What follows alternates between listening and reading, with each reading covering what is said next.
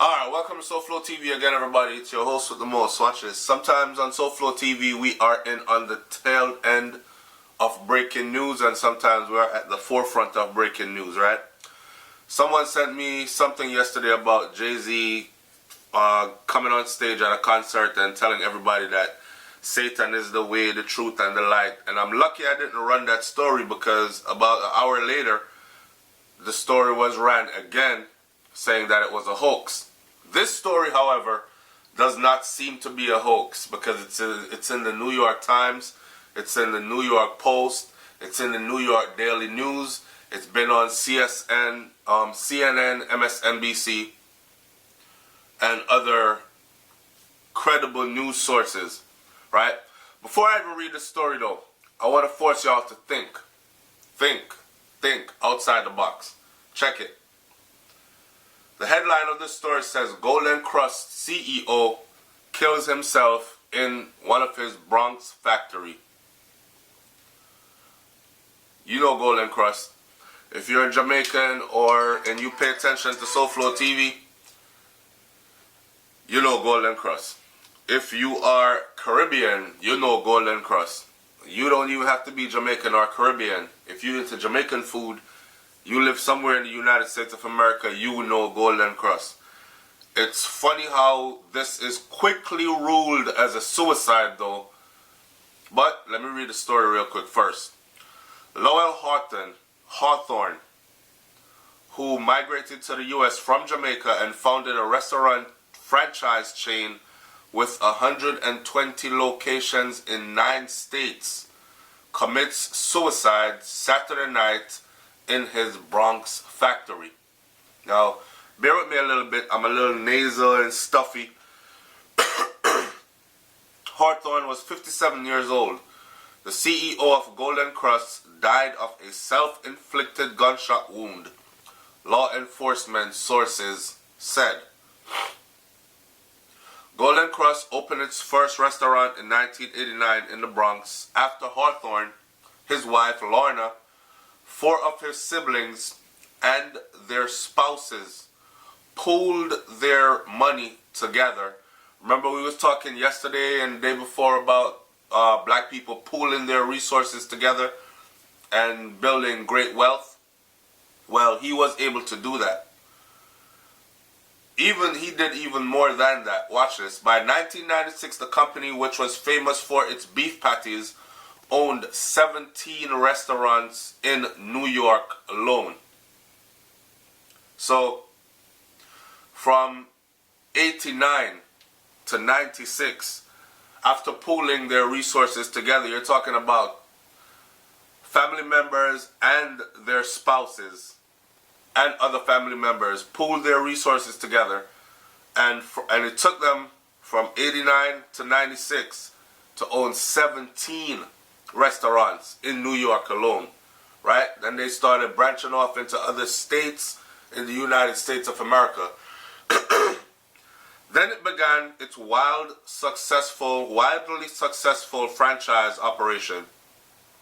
Hawthorne which is him who killed himself, supposedly, told Wall Street Journal in 2015 that his goal by 2020 is to be all across the Americas.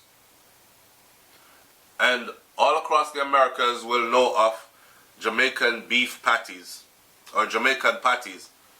He told the newspaper that it's a family operation. Watch this.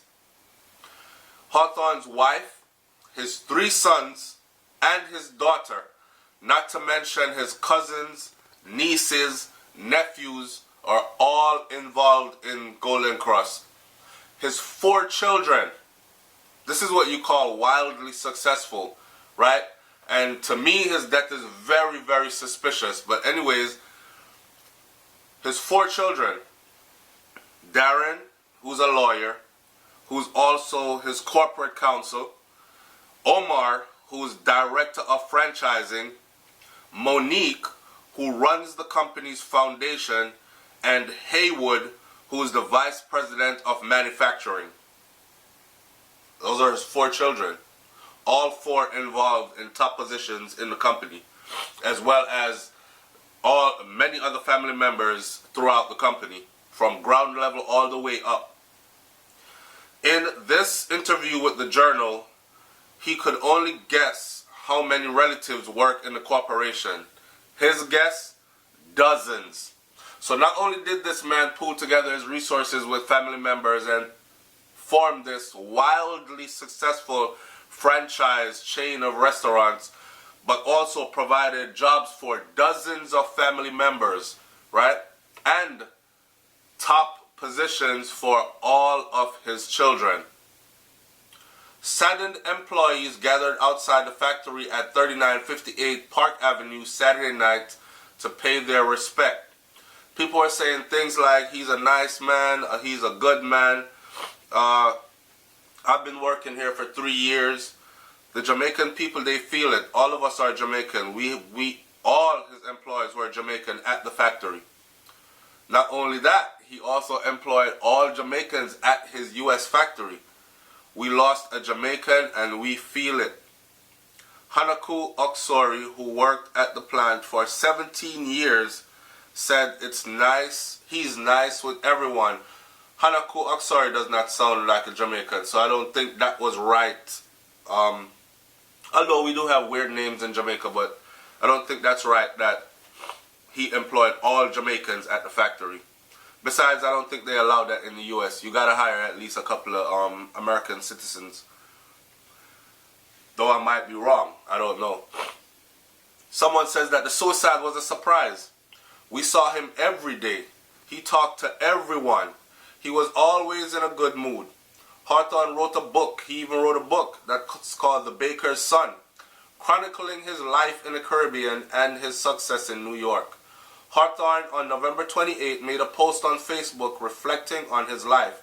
His post on Facebook said, "I was always in search of the next honest means to make $1. Like many transplanted Caribbean nationals, I struggled to work and raise a family. I can only thank God for everything I have achieved," he wrote. "If my story here can inspire others to rise up and give it a go, I would have accomplished something great." Alright. Ending right there. There are also speculations. People are talking about maybe there's foul play because he had too much to live for. He was always a jovial person. Everyone that knows him knows that he's always happy. He's always talking to everybody around him. He's always trying to make other people laugh. He's always positive.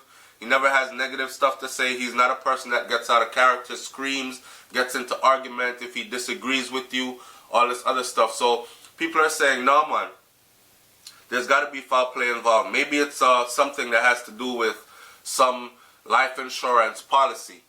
Maybe the company is in trouble more than we know. His company was audited and the IRS came knocking and he would have had to give up all his wealth. Maybe, there's a lot of maybe going on. Maybe someone else pulled that trigger. Maybe it was a hit. Who knows? I don't know. I just know how the story broke, right?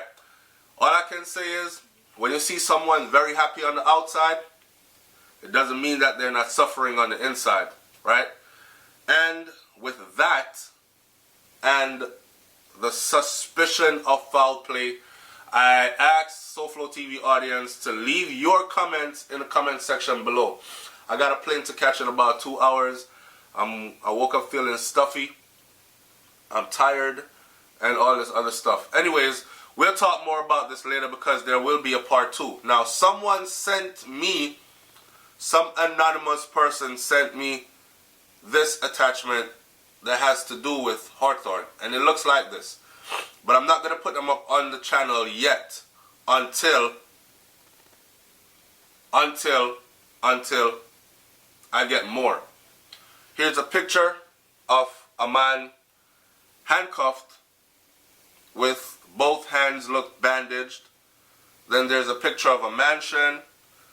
Then inside the mansion, just so you know, I have these pictures here. Then there's stacks and stacks of money. I mean, stacks and stacks of money. And suitcases full of money.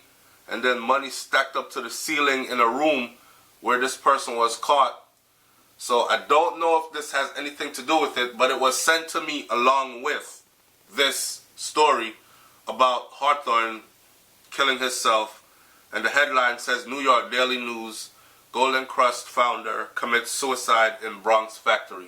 So there will be a part 2 to this. Just stay tuned. Alright? It's SouFLoTV, man. I'm up out of here. I'm on the move right now. When I get settled in, we'll do part 2. I'm out. Peace.